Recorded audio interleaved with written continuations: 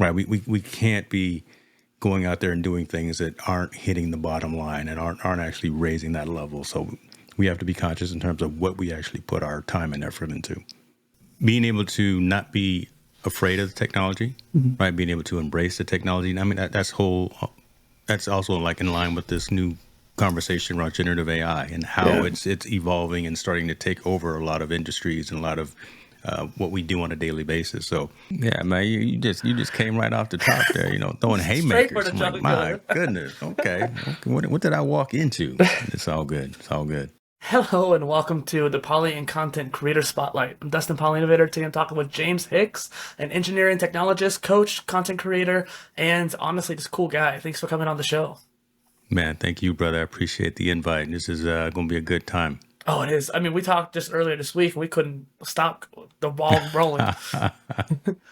I even just like kind of talking to you before this call, we were talking about how you were doing like a multi-stream to like 18 different places and how just the challenges of that as a creator. And you and I just love kind of going into the details like that.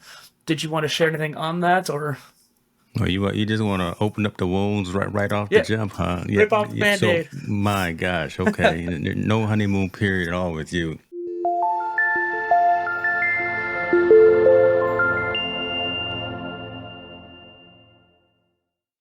Listen, out here trying to do different things, right? Out here trying to really rise above the noise, trying to bring high quality content, trying to bring value to the community. And a way of doing that for me and my platform is to bring in different experts, different like minds, and different folks with different perspectives. So, yeah, recently had a multi-geographic panel of folks on talking about the business of technology and talking about content creation, talking about this whole ecosystem and this whole environment.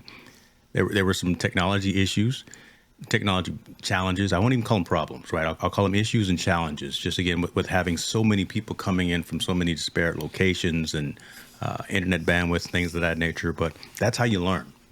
Right. By doing those things that are, again, a little different than everyone else that's out there, by being unique, being different, and like I say, rising above that noise. So I've researched and took a look at what caused some of the issues that I had during that particular stream.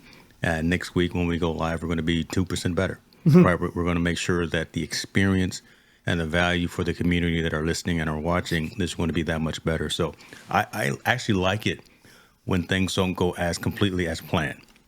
I like it when the lights go out or when an internet glitch happens or when an overlay doesn't right. Because again, in those moments, that's when you learn and that's when you get a little bit better. And then next time I know what to do. I know what to expect, or I can talk to someone who's in the same boat looking to do a live stream, do a podcast, do whatever the case may be and say, Dustin, be ready for this. Think about this, those kinds of things. So, yeah, I enjoy it. I wallow in the agony sometimes, but yeah, it's all good, brother. It's all good. Well, and I'm definitely sorry to kind of dig into that wound that's pretty fresh. I just think that you did a great job, though. Like you said, like not only are you taking it with just this mindset of growth and trying to improve, which not everybody does that, especially right off the bat like you were doing. But I think you did a great job. I had come in a couple times towards the beginning and towards like more towards the end because I was busy working on some other stuff in the middle. But it was one of those things where when I came in, things were going, things were popping, the conversation was flowing. Managing that many people, managing that many streams, there's this orchestration involved, and you have those skills, and those skills were shown in that moment. I appreciate that, man. It's an innate talent. I guess I won't be humble on the stream here, but Hey, this is your spotlight. Don't be humble. I'll admit I do a decent job at that, man. And again, it's the idea is to limit me, but be more attentive to the guest. Right. It's all about the guest when I'm having a conversation. So how do I bring the best out of whomever I'm talking to and whatever we're talking about, and then the engagement that's in the comments and in the community and things of that nature. So, having 18 disparate streams running at one particular time, all coming from one central location and going out to Twitter, Facebook, Instagram. I think someone was going even to TikTok. We were going everywhere. Right. But and to have it go off with little hitches, but still brought value, and the audience got the value out of it. I think honestly, me being the producer, me being the host, me being the originator, I'm beating myself up more over the intricacies and the nuance of it, but rise above that, and the value was actually provided and was actually given. So I give myself a high C, a high C. Yourself a pat on the back. A high C grade, passing grade. Still work to be done, but we passed. So we got the diploma signed. So plus, as we both know, you can always jump it into Opus and see what comes out of that too. Listen, it's generating right now, brother. Don't trip. Yeah, it's over here. We'll have some micro content clips in about 20 minutes. So don't trip. That's what I'm gonna do. Well, and I bet your solution architecture background probably helps a lot with that too. The way you can kind of see the bigger picture and understand the intricacies and how things are connected together. Yeah. Being able to not be afraid of the technology, right? Being able to embrace the technology. I mean, that's also like in line with this new conversation around generative AI and how it's evolving and starting to take over a lot of industries and a lot of what we do on a daily basis. So going back to my enterprise technology mindset and background, just again knowing that it's not broken, we can fix it. Identify the problem, find out what that root cause is, and do that root cause analysis, and then work our way out of that and around that. So that's part of what I can teach as well, right? Again, don't be afraid of that technology, embrace it, and then don't let it overtake you and overshadow you, but then grow and learn from it.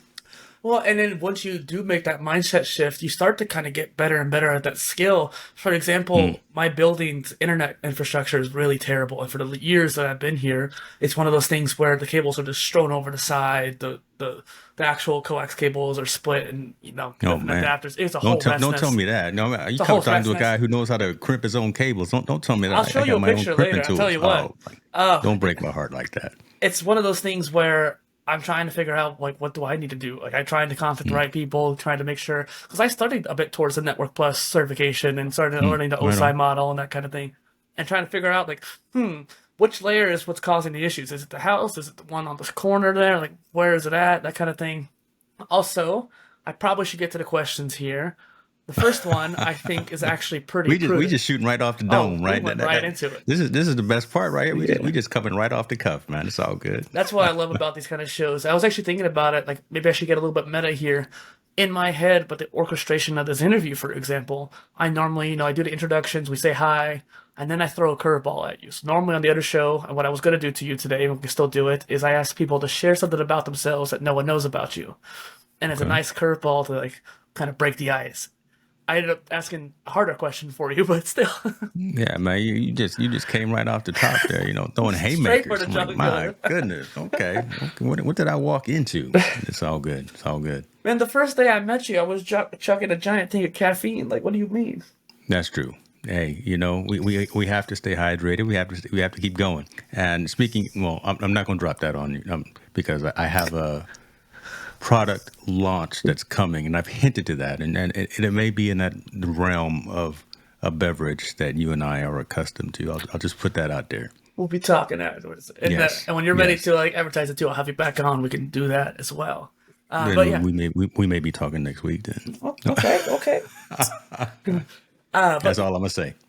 Why don't you share something about yourself that no one knows about you? I already brought it up. Might as well go with it. Man, I'm an open book, brother. I don't know if there's something about me that people don't know. It's listen, you Google my name, and I'm not the first James Hicks that you see, because the first guy that you see is a murderer. Yeah. You have to go to page 2 and page 3 to actually get me. But I don't know, things about me that people don't know. Again, man,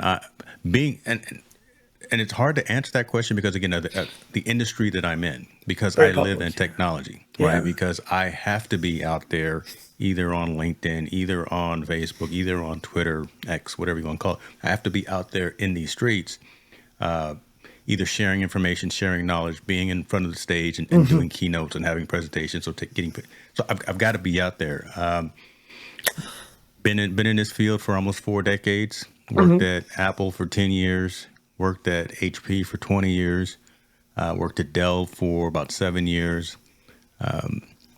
Something that not a lot of people know about me, but the folks around me and on my team at Apple know about this, is I have had one of those infamous one-on-ones with Steve Jobs. Okay. And folks that work at Apple know what I mean when I say that. There was lore about you being in an elevator with Steve Jobs. By the time you get to the bottom floor, he'll ask you what you do for the company, and if you didn't like it, you could be fired. I didn't have that one-on-one, but as I was walking out of Infinite Loop one day, I didn't recognize the guy. Well, I didn't notice the guy because he was much shorter than I am. I damn near knocked the guy down to the ground. Much shorter than I am. I'm just 6 feet, but still.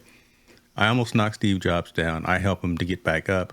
We look at each other. I'm sweating because, again, I think, oh, my God, I just knocked down Steve Jobs. we give each other the eye. We point, move on, and everything is cordial after that. Everyone on my team is looking at me. Their mouth is all aghast and wondering, what in the world did you just do? But there's my story. There's my infamous one-on-one with Steve Jobs. I didn't get fired. I didn't get laid off or anything. But, hey, I am officially a part of the cult of Mac, and that just actually made it that much cooler, that much better to have that literal one-on-one run-in with Steve Jobs. No, I love that. And see, that's why I like asking that little kind of icebreaker as well, because you never know what someone's going to come up with or like dig from the reaches of their memories. Yeah, I gotta go. I gotta reach back, brother. Yeah. Listen, again, I'm 54 Like I said, years you're old, man. pretty public. Brother, no, I'm 50. Listen, I gotta reach back, right? So I can't remember what I did yesterday, so be able to pull that one out. Yeah, that's a cool one, so I can remember that one. But don't ask me what I did last week. Pull a Kevin Hart, be like, damn.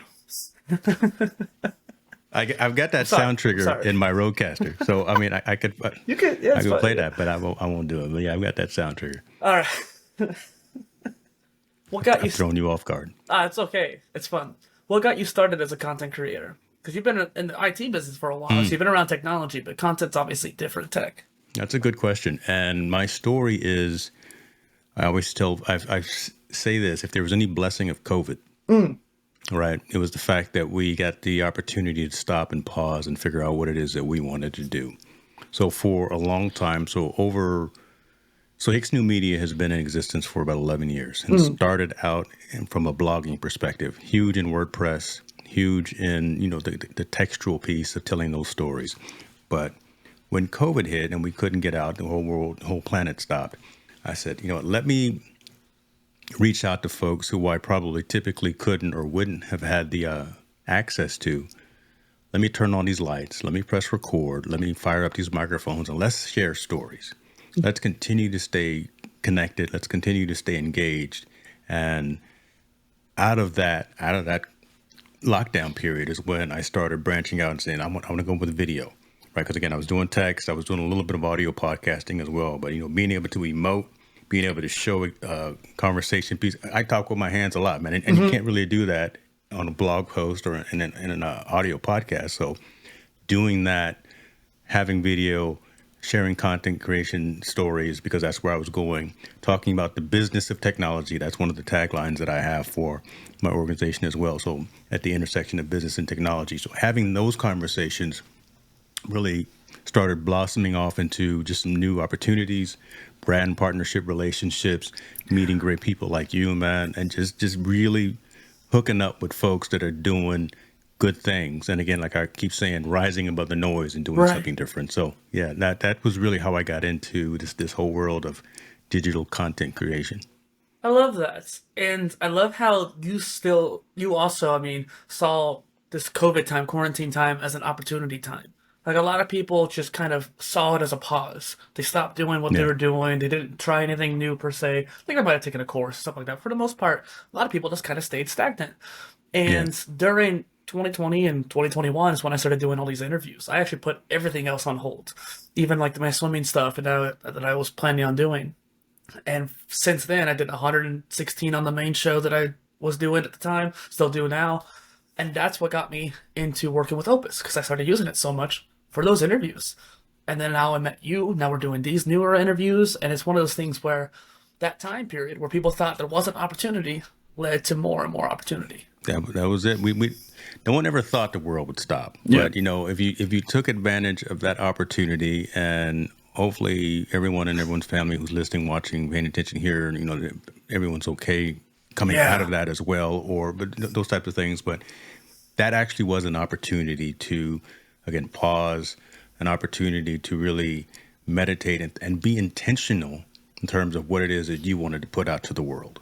right? Because again, that was nothing that was expected, and it wasn't just your block, it wasn't just your street, it wasn't just your state, it was the entire planet that stopped. And you get something like that to come and affect you from a not just a physical perspective, from a mental perspective as well. Let's just make sure that each time we get out of the bed, that we do something that matters, something that resonates. Make sure that we touch someone just in a positive state and in a positive perspective, so that we are leaving legacy and leaving a mark. So that really, it touched me from that perspective to say, let's make sure that each time we get up and get the opportunity to say and or do something, that we do it with intentionality. And bring them up a bit. Yeah.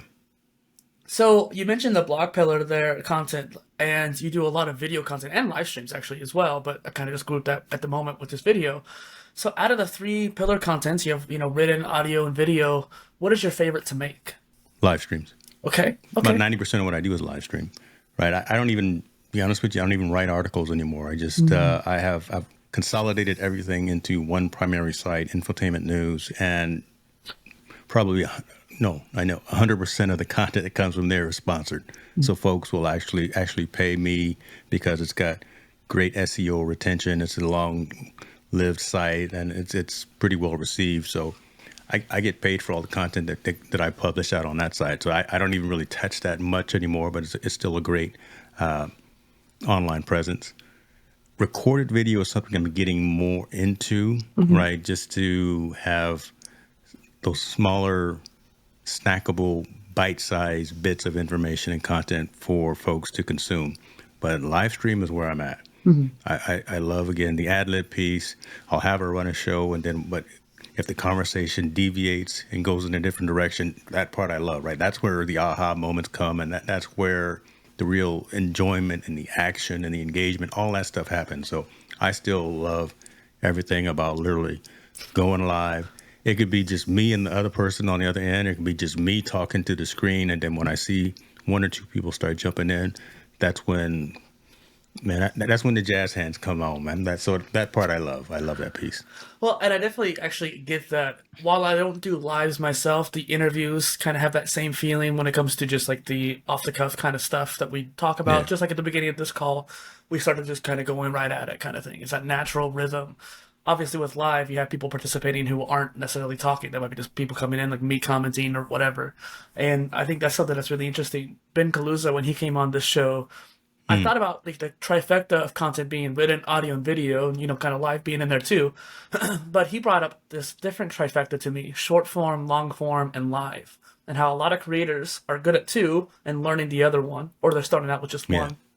So, like, for example, he was used to like live and long form, or no, live and short form, but learning long form. I'm good at like long and short form, but I'm learning live. It seems like you're saying there you're kind of good at short and live, but learning long form.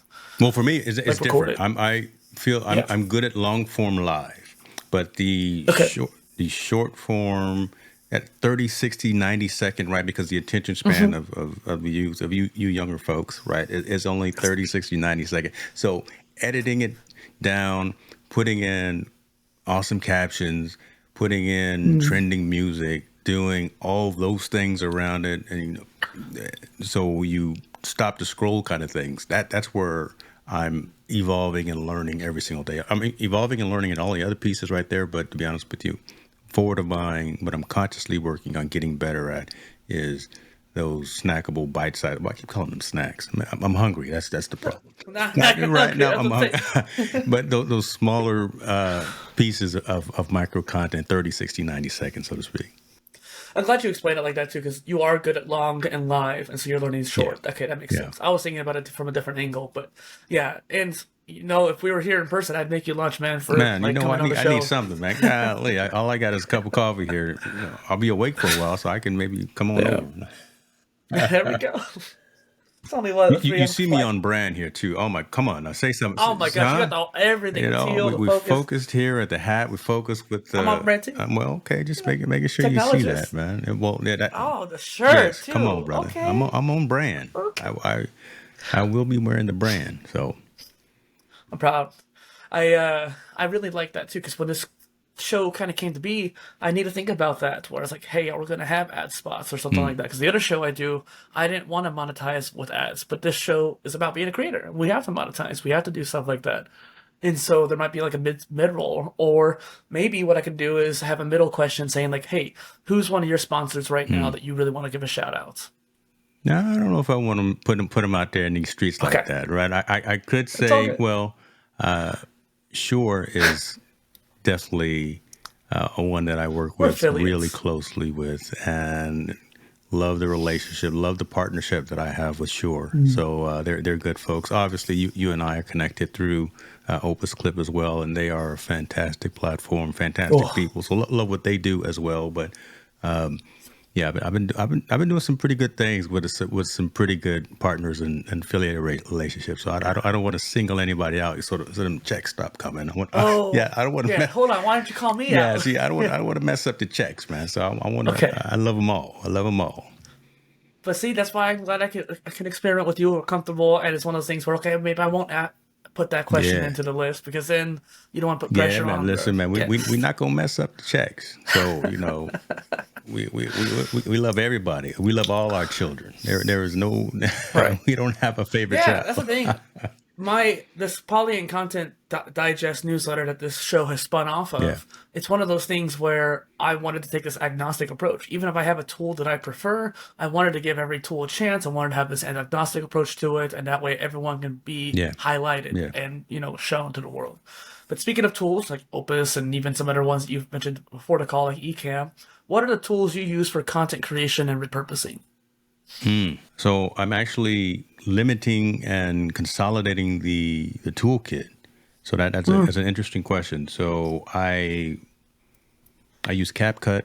I use Simplified. So Simplified is an alternative to something like Canva. I use Simplified, and the reason I use some of these other tools is because so many other people are using the other ones, and I want to be different. So I use DaVinci Resolve. I also use CapCut. I use Simplified, like I say, for a lot of graphics and things of that nature. I use Ecamm as my encoder of choice, so I can multicast, multi-stream out all of my video content. For generative AI, I use two tools. I use three tools. I use Opus Clip, I use vidy.io, and a new up and coming entrant called Capsule. So I'm working really closely with the co-founder there in terms of shaping that particular platform as well. So I always like to have multiple. So especially when I'm coaching folks, I don't want to just lean towards one particular because it may not be right for that particular person's needs. So let me Yeah. at least give you two or three options so you can see. And these are the ones that I recommend. They do good work. You choose the one that works best for you. So I like to be more agnostic. So I'm Yeah. more of an advocate instead of an influencer. So I'm really conscious about that statement as well. So I'd rather advocate for Opus and video and Capsule than say you can only use Opus. May not be right for you. So That's the one thing too when it comes to different tools. Like you and I earlier this week were talking about like social media management tools. yeah, And I really like Publer because yeah, Publer can do bulk, short form, and that's one reason why I really like them. But I also like Nuelink. And Nuelink does great automations. It's one of the best automation tools out there. Because I didn't care for Deliver It. Deliver It didn't do the job for me, and most of the other social media management tools don't have automations at all. And so it's like when we were talking, I gave you both just in case. right. Because like one of those might work for you beyond what you're already using. And then other people too, like when it comes to maybe just different editors or something like that. I love DaVinci Resolve as well. Like Right. some people are like, "Oh, I can't afford Premiere." Well, try Logic, try DaVinci, try CapCut, Clipchamp, Yeah. something like Yeah. that. You tell them, well, try DaVinci. Well, how much is it? Yeah, it's free. You can afford that Do one, you have right? the yes? And I wonder if I should get the studio version because I'm wondering if the hardware difference that the studio version has over the free version would be worth I'm it for me hearing at this folks point. that are really glazing over when they get the hardware. The hardware is the truth for sure, but you really got to be vested in that particular platform if you're going to go that next level because you get all the feature functionality from the free version, right? So Well, unless no, I'm you, talking about. oh, what are you saying? Oh, sorry. So there's a feature difference between the free and the paid version, and I think it's like it's CPU encoding versus Okay, like GPU all right, on. encoding or something like that. And I need to probably dig more into it if I can explain it simply. But the paid version allows you to use your GPU a lot more when you're actually rendering the video. Well, see, you're fancy, man. See, I'm just I'm blue collar.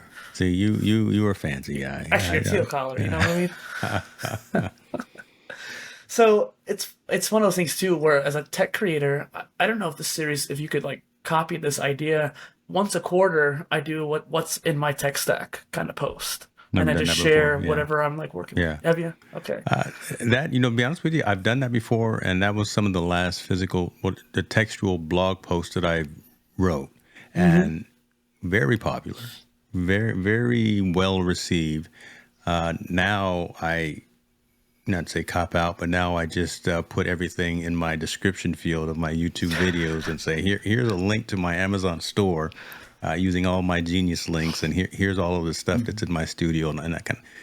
I should probably do that again. I also used to do what's on the front screen of my phone, right? What are the apps that I'm using the most, and here are, because I change it all the time, so I would do a post about what are my most commonly used apps on my phone. So that's a good idea, man. Maybe I'll get back into that world.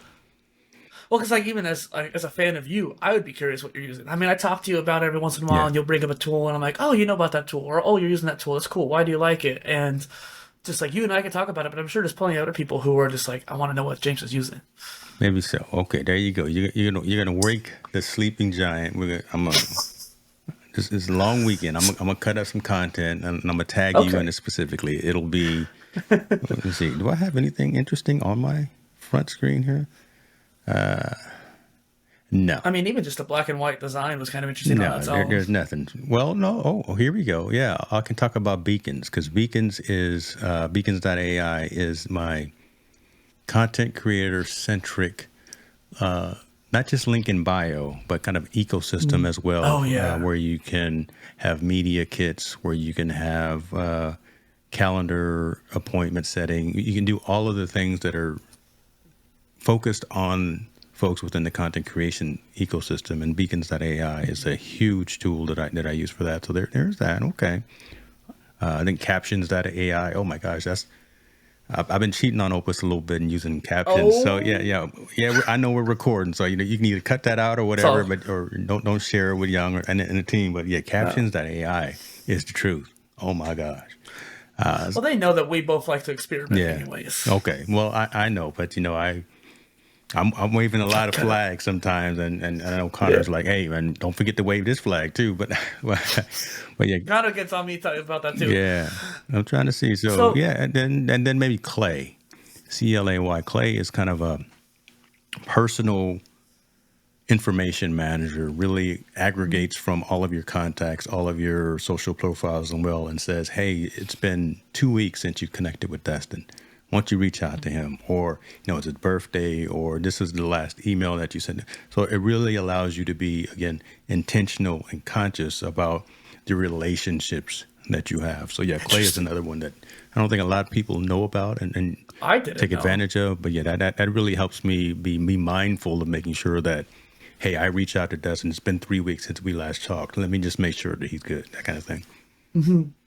See, I use like a database or a CRM. I've moved from Notion to Capacities because Capacities has this idea of how these objects can work.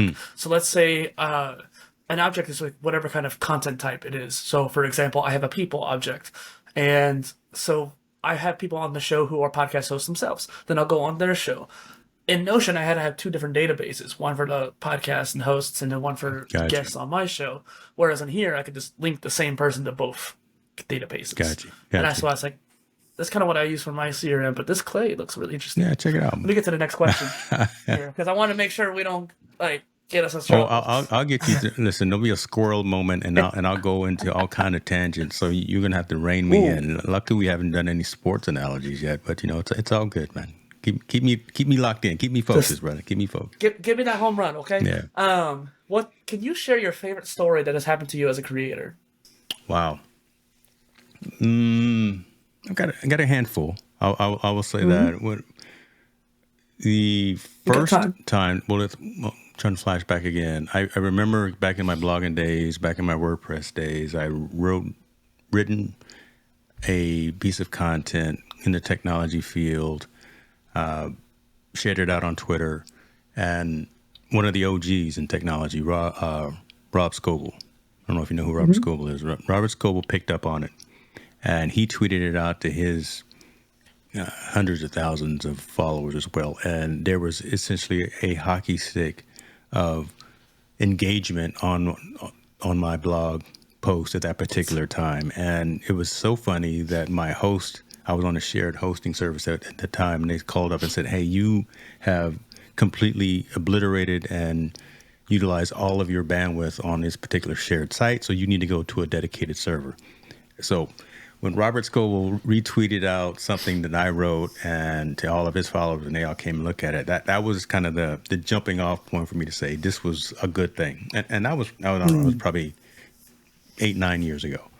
I'll say another one, being part of technology and being out on the red carpet and being at events and conferences. I go to CES every year. I've been to CES for about 12 years, every year. So that's the Consumer Electronics Show in Las Vegas, happens every January. Insiders within consumer technology. We see when the 3D TVs are coming out a year before they come out. 3D TVs never really took off, but we saw them the year before they were supposed to. So all of those things, right? Had an opportunity a few years ago to break bread and hang out with folks like Shaq, folks like Mario Armstrong, folks like what's the guy who used to be married to Mariah? That guy. Yeah. I know. See, I can't think of the name. Well, so that guy, right? Yeah. Nick Cannon. So Nick Cannon hung out with Shaq, hung out with Mario Armstrong, hung out with some real winners out there, some folks that are out there making big moves out there, and just being able to gain knowledge from them and have a conversation with them. So that was really, really cool to do that and to be in those circles at the right time, at the right place. So, yeah. Man, I love that question because those answers will just, ooh. See, CES is something I've always been interested in. I've never been able to go, but I've always watched all the Tech Channel's videos. Like I've watched Engadgets and Maya's Tech Tips and NKBHD, all the channels when they hit their. Man, that was the first place where I really learned about soles for your shoes, right? I mean, that's the first place where I learned, man, I got to put some of these isotoners or whatever you call them, just some cushions for the feet, because you put miles in. You definitely put miles in. It's all day, every day, and carrying gear around too. This year, I'm gonna be more strategic. I'm not bringing all this. I'm probably gonna go with just a DJI Pocket 3, and I don't know. That might be it. And maybe just my lapel mics and my and that may be it. I'm not going to bring all these full frame cameras and big old lenses. I may just go with this little gimbal and the DJI Pocket 3 to capture content. So we'll see. Maybe I'll do a post about that. That's kind of what I was thinking too, because I went to a conference for the first time this year, and like right before I met you, and it was crazy how like I spent the entire time just networking and talking. Like I actually didn't really even go to panels because the panels didn't really teach me anything new. I just wanted to talk to network with people. So I just went to every booth.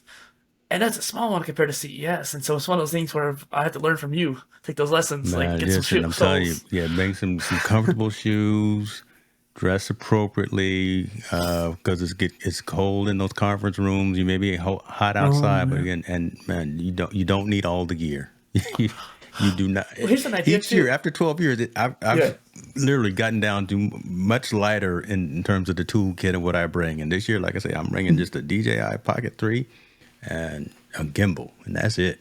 And some batteries. See, I always wanted to do like just a backpack. Like I don't want to bring a suitcase or anything like that. Just bring a backpack and just kind of walk through. But it doesn't work. I bring the backpack for the snacks. That's my priorities are right. I don't even worry about the swag anymore and the free stuff at the booths. I got enough shirts and all that. But no, it's for the snacks. That's what I do. So, little tangent. What's your favorite snack? Oh, dude, hold on. Tell me twice. High Chews, brother. High Chews. There you go. Yes. Listen, shouts out to High Chew, but I need to get a branding deal with them. High Chew is where it's at. Yeah, notice I got them right there next to me. So yeah, that's how I get down, man. That's my Okay, kryptonite. okay. Yes, sir. I once I get big enough, I'll have to send you a care pack. Bruh, listen, that's the way to get to my good graces for sure. Is show up with some high shoes to the house. Oh my God. That's actually kind of a good little segue too, because I was watching like a Gary Vee Yeah. video, and I've watched so many of his videos over the years. You know how it goes. And there was one video that they were going through a hotel, just kind of walking through, and they stop in a little shop at the hotel, and he points out his favorite candy. Like he's like was exclaiming just how much he loves the candy, just like you were just sharing the high Tuesday, right? You see the light in your eyes just pop up when you said it. And so I took a screenshot of that. So whenever I meet Gary Vee, I can know which candy he likes.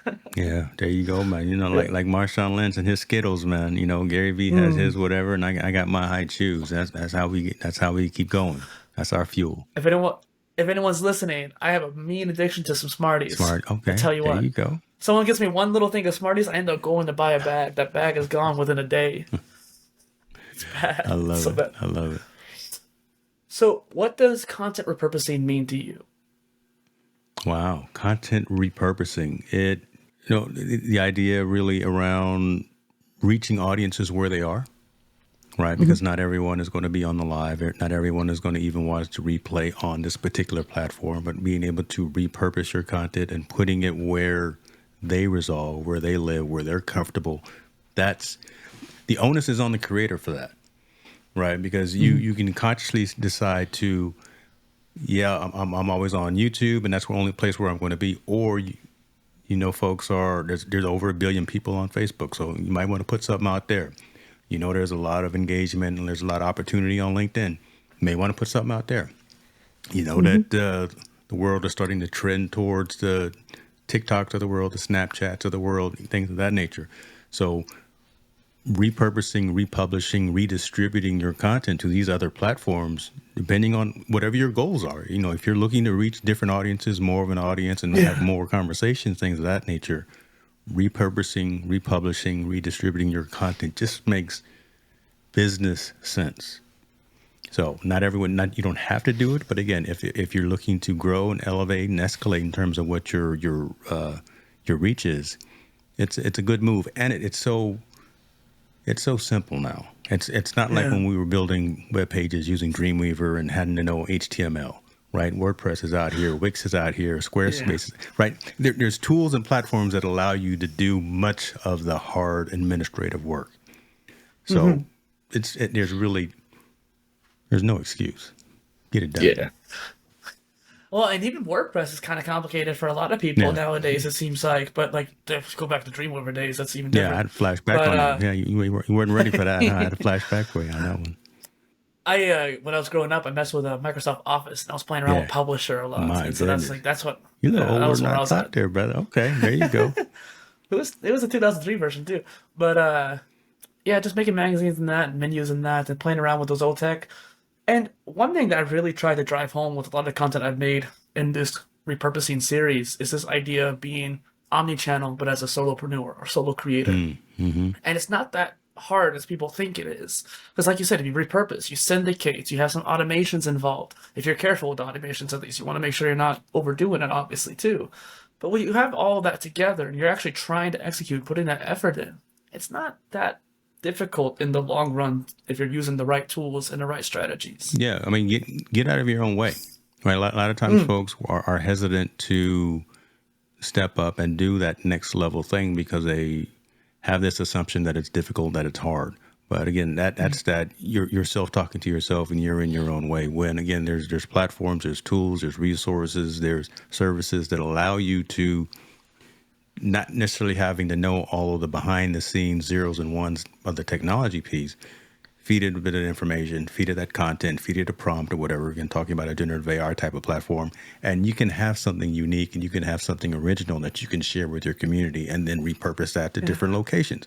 So if that's your goal and that's what you're looking to do, either as a business, maybe even just a side hustle or just as a hobby, again, get out of your own way and stop complaining, stop hesitating, get out there and don't be afraid of this technology and go out and take advantage of it and utilize it. especially if you act now too, because a lot of it's still early Oh on. We're yeah. just getting on the first half of that bell curve there. It's Well, not and bleeding edge so anymore, some of that can be but intimidating as well, though, because it's so early and because there's so many entrants out there, and a lot of times we don't know who's going to stick.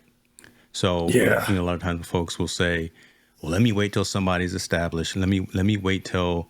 Well, we mentioned Opus a lot, right? There's 15 other generative AI micro content More than that. platforms out there, and who do we know is going to stick? We don't. We Yeah. expect some that are already a little bit further on in their timeline and in their roadmap will stick around, but we latch on to a couple of them, support them. You get what you pay for as well. So don't be always asking for. Listen, don't always be asking for the free version. If you want someone to develop something and you want somebody to continue to innovate, you may have to put some dollars and cents behind the organization as well. So. But you can't sit on the sidelines waiting for whom you think is going to be the next big MySpace, Facebook, Friendster. I'm flashing back. Right. See, again, because you stick with those and then they're gone. And here comes the Yahoo next one. Messenger. You stick with someone and then, they're gone. So just get in, take advantage of it, learn the technology, utilize the technology, become a master at your craft, and then evolve as the technology and the world continues to evolve itself. So don't be afraid of it. Something you said there sparked something there to me. I think Gary Vee also said this too at one point. He stole but it it's from like, I bet he did. Not what you just said. I'm saying what I'm about to say.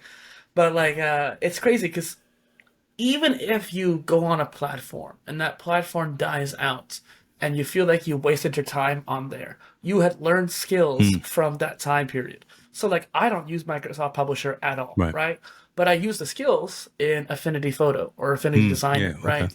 Or maybe I use I used to play around with Lego, right? Lego website, not like the obviously I played with the Legos, but on their website they had this web page builder. You could build your own No, little right on. Lego Okay. website. It was so cool. And as a kid and middle schooler, like I was on that thing every day, reformatting the website, making it look different. And it was it was business back in 2005, 2004. Like Wow. that was not common. Yeah. And it was great maybe a little bit later, like 2006, but still like it's one of those things that was really, really early on. Those skills, that layout, the understanding of web pages, like that whole feature, is long gone. But the skills I learned from that, I was on Vine. I made videos on Vine. Was I popular? No, but I learned how to do the short form stuff. So when Musical.ly came out, I was a lot more prepared, and I was able to go on there in 2018 and been on there since then on TikTok now.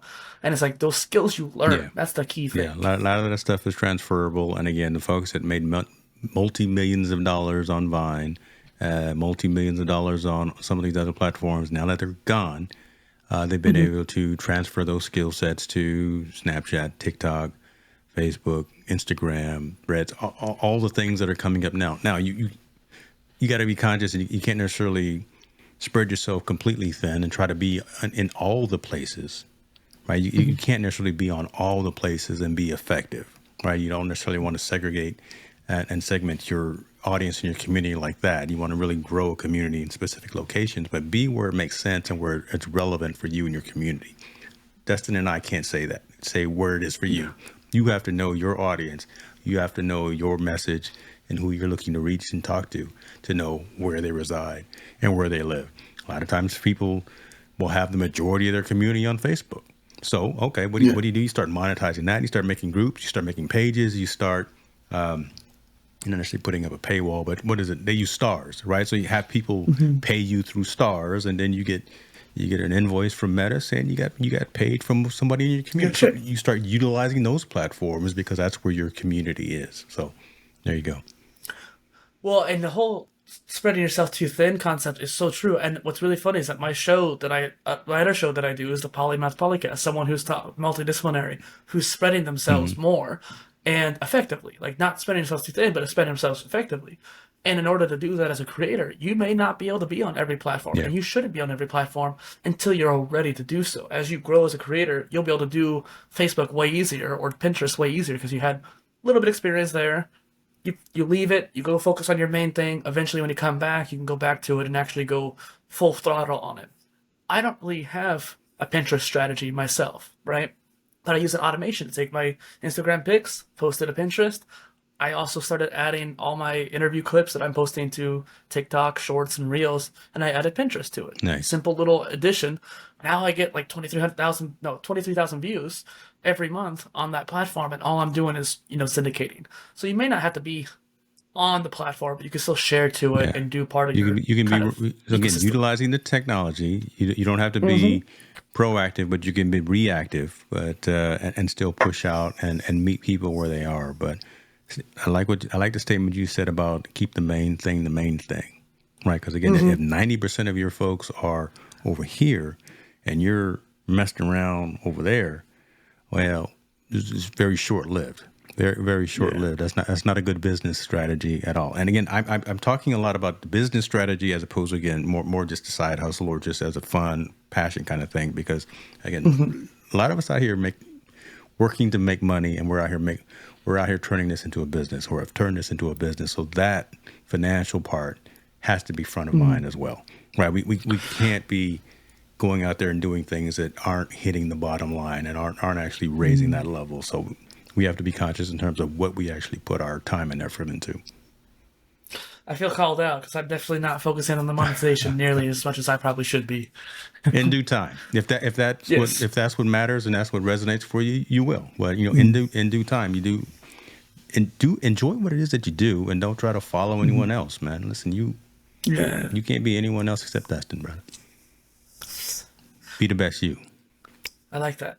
I have one more question for you here, right? Yeah. We might have a little follow up or whatever, but what do you have coming down the line that you are looking forward to? Oh man, I told you I can't listen. I already gave you a You little can't bit. talk about that. So it's multiple streams of income is a huge thing. So I'll get back to that, right? So yeah, the Google checks that come in are fantastic, but you can't rely 100% on AdSense checks. Yeah. Being able to diversify, someone like a Roberto Blake says you have to have, and you should have at least 10 to 15, maybe even 20 streams of income if you're in this content creation world. So coaching, master classes, conferences, speaking engagements, things like that. Merchandise is huge for me. So I have spun up my merch store. Shouts out to the folks out at Fourth Wall. That's the platform that I use. And you see me rocking the hat, and you see me rocking the shirt, you see the coffee. But I mean, I've I got see the quality different too. types of things. Appreciate you, brother. And that's conscious as well, right? This ain't just your regular stuff, right? This is the real deal type of stuff. If I'm going to ask you to spend your hard-earned dollars, I want to make sure that it's quality gear and quality merch that you're buying. So, got a couple of things that are launching. What's today? Yeah, in the next week. A couple of things that are launching next There week. we I go. can't tell, but I did launch a couple of other things late last week that are out there on the store as well. But that's really where I'm seeing some good traction, and so bringing unique quality merchandise that doesn't have my name on it. You know that, right? No one wants to Yeah. walk around with James Hicks on their shirt.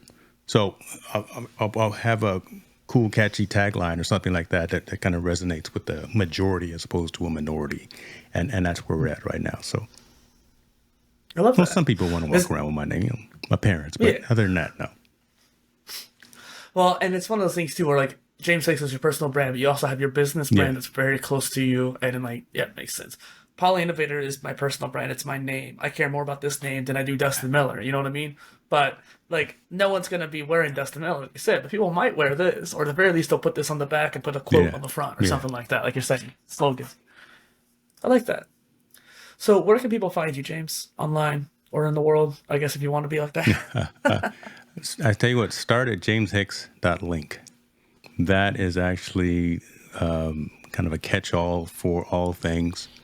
It has connections to my merch store, to my YouTube channel, to my to hicksnewmedia.com. It has tie-ins to everything. So jameshicks.link is really the best place to reach me. And you can also get on my calendar, things like that, if anyone wants to go into a deeper dive conversation or consultancy type of thing about, again, the business of technology. That's where you can get me. And I'll have links for you in the description too, Cool. of course. And I really appreciate you coming on. And I love talking to you. I love getting into those different tangents. So thanks for being here, man. Man, thank you, brother. This was fun. I appreciate the opportunity, man. I'm glad we were able to connect. And hopefully I was able to bring some value to you and to your audience as well. And I think it's gonna be really interesting too. I really want to go to CES, so maybe this coming up CES, I could try to come over there. We can Come meet on in through, person. man. Listen, I can add you to the team. I don't think it's too late to add folks. We can talk about that. Let's talk about that Sweet. offline.